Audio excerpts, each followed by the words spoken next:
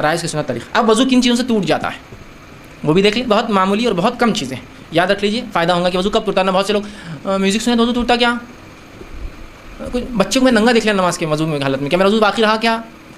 مختلف چیزیں, میں نے فلاں کام کر لیا, سیمنٹ میں ہاتھ ڈال دیا, وضو میرا باقی رہا کیا. میں گیرے سے کام کرتا ہوں, آئل لگ گیا, وضو میرا باقی. مطلب کچھ بھی چیزیں. اب کن چیزوں سے وضو ٹوٹتا ہے بتا دیتا ہوں, باقی چیزوں سے سمجھ جائیے نہیں ٹوٹتا ہے. ٹھیک ہے, آئیے تو وضو کن کن چیزوں سے ناقص ٹوٹ جاتا ہے وہ باتیں ہم دیکھتے ہیں. پیشاب اور پیخانے کے راستے سے کچھ بھی نکل جاتا ہے وضو ٹوٹ جاتا ہے. کچھ بھی نکل جاتا ہے وضو ٹوٹ جاتا ہے.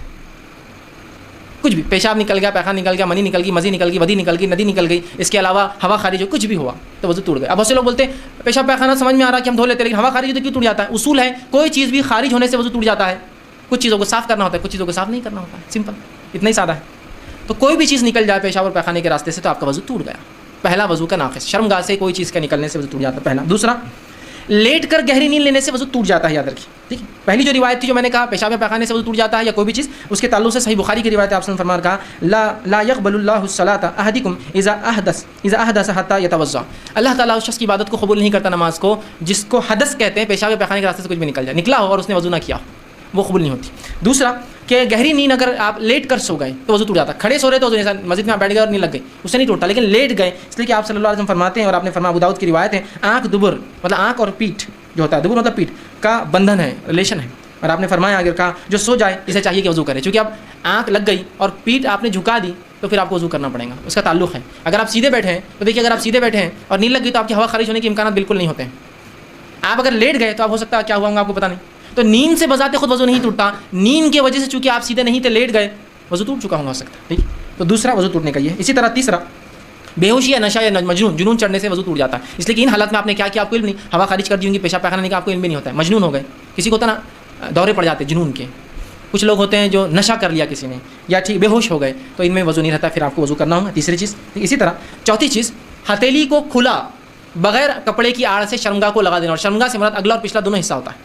بغیر کپڑے کے اپنی شرمگاہ کو, دونوں میں سے کوئی بھی ہتھیلی, شرمگاہ کو ہاتھ لگا لینے سے وضو ٹوٹ جاتا ہے. یاد رکھیں, یہ مسئلہ عورتوں کے لیے بھی ہے کہ بچوں کو جب وہ خود تو نہیں, بچوں کو ڈائپر بدلا رہی ہے, بچوں کو پیشاب پیخانہ کیا تو ان کا وضو ٹوٹ جائے گا. اس لیے کہ اگر ان کی شرمگاہ کو ہاتھ لگاتی ہے تو ٹوٹ جائے گا. احتیاط کرنا ہے تو گلاؤز پہن کے کرے پھر, تاکہ وضو باقی رہے. لیکن اگر ہاتھ سیدھے لگائیں گی شرمگاہ اپنی یا کسی اور کی شرمگاہ کو ہاتھ لگنے سے, ہتھیلی کھلا, لیکن کپڑے پہ سے نہیں, کپڑے پہ سے لگنے سے کوئی کھلا کھلا نیوڈ جس کو کہیں گے, کچھ بھی اس پہ لگا ہوا نہیں اور لگ گیا سیدھے, تو آپ کا وضو ٹوٹ جاتا ہے ہتھیلی کے لگنے سے. اس لیے کہ یہ سنن ترمذی کی روایت ہے, جو اپنی شرمگاہ کو بغیر کسی کپڑے وغیرہ کے ہاتھ لگائے وہ نیا وضو کرے, بغیر نماز آپ نے فرمایا نہ پڑھے. یہ تھی چوتھی چیز. پانچویں چیز جو ہوں گی وضو کے ٹوٹنے وہ ہے کہ اونٹ کا گوشت کھا لینا.